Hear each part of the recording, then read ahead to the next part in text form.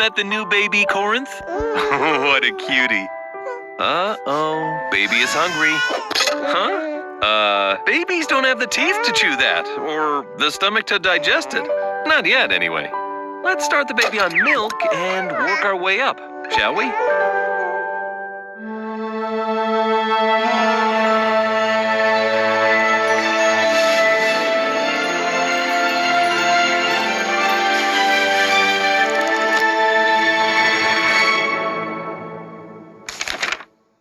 Milk and meat. Why is Paul talking about food in his letter to the Corinthians? Well, to help answer that, let's add one more tool to our kit. It's the wisdom or doctrine tool. See, as we read carefully, we'll notice Paul says things like, "For it seems to me," and "in my judgment." He's giving helpful advice on issues that the Corinthians are dealing with, but he's letting them know that some of what he's saying is just his opinion. Imagine if people thought everything you said or wrote was scripture. Oranges are the best. No, don't write that down. Now, this isn't an excuse to pick and choose which commandments to follow, but it's hard enough to be a prophet without everyone thinking that everything you say is a revelation. See, it's our job to study the words of ancient and modern prophets in context with the Spirit, so we can know what's important and how to apply it. For more on distinguishing the doctrine of Christ, check out the amazing talk called, The Doctrine of Christ by Elder Christofferson. So, frequently, Paul is more conversational in his letters and less doctrinal because the church is so new to these people, and sometimes they're just learning the basic commandments. Because Corinth is a mega trade center in the ancient world and home to a sprawling pagan temple complex, it's like Vegas meets the Ivy League colleges of the ancient world. A wild party where knowledge, pleasure, and wealth are prized above all. Wait a minute, that kind of sounds a lot like the modern world. Yikes. And now it's time to play The Wise Corinthian with our guest host, Paul.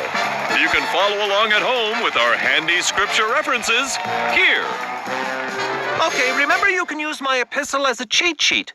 First question, how is wisdom obtained? By seeing signs. You gotta know you're a fool to be wise. Right, nice job. That is illogical. For the next question, complete this sentence. You're a real disciple of Christ if you're baptized by Peter like me. No. Following Jesus is what matters.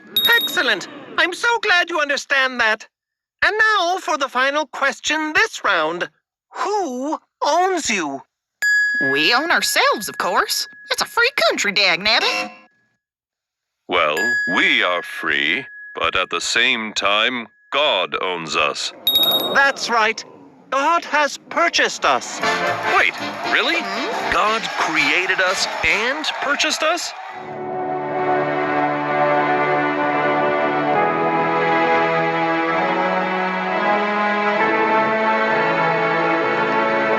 Two rich men stroll into Cosmart, the cosmic superstore.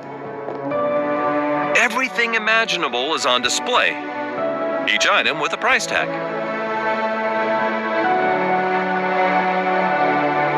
But one price tag is different from the rest. We are bought with a price, and that price is Jesus Christ.